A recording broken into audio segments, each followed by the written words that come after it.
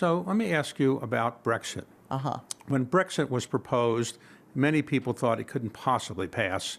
And then Boris Johnson decided, despite the fact that David Cameron was not really in support of it, Boris Johnson said he supported it, and then others supported it, and ultimately it passed.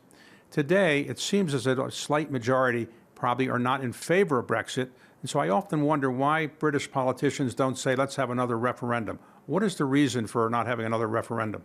I voted to remain. I campaigned to remain. The constituency I represent in Leeds actually voted to leave. And I respect the choice that local people made, even though it's not the way I voted. But that referendum was a very divisive time in the UK. It was not a pleasant experience for our country. It pulled people apart from each other. And although I think there is a majority now who say that it wasn't the right decision, there's not an appetite in the UK to go through another referendum. And so in our manifesto, when we were elected a year and a half ago, we said that we wouldn't be rejoining the EU or the single market or customs union, but that we would negotiate a better deal than the one that Boris Johnson secured. And already that has resulted in some change. So a scheme called Erasmus, which was a youth exchange scheme between universities in the EU and it used to involve the UK, we're now going to be back as part of that scheme. And there's a number of trade barriers that we are working with the EU to reduce.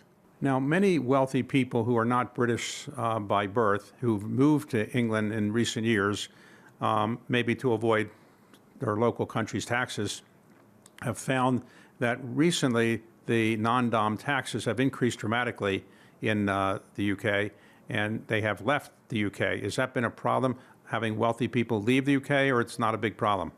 We want Britain to be a magnet for, wealth and talent, entrepreneurs from around the world. We did have quite an anachronistic system that if your father was born abroad, you could claim non-domicile for tax purpose in the UK.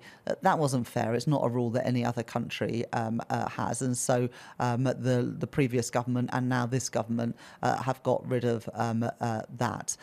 We also made some changes around trusts and inheritance tax, although in the budget just in November we relaxed some of those rules so that for a flat fee you could take trusts out of your inheritance tax. So we have listened to feedback from wealthy individuals who perhaps want to make Britain their home or have already made Britain their home. We've also introduced a very generous scheme for people coming to the UK wanting to bring foreign income and gains to the UK. Previously, they were taxed at normal rates of income tax. We have reduced that to try and encourage people to bring not just themselves and their talent, but their wealth to the UK. Britain is an open trading economy, and we have to be successful, open to business, open to investment, open to trade, and open to talent.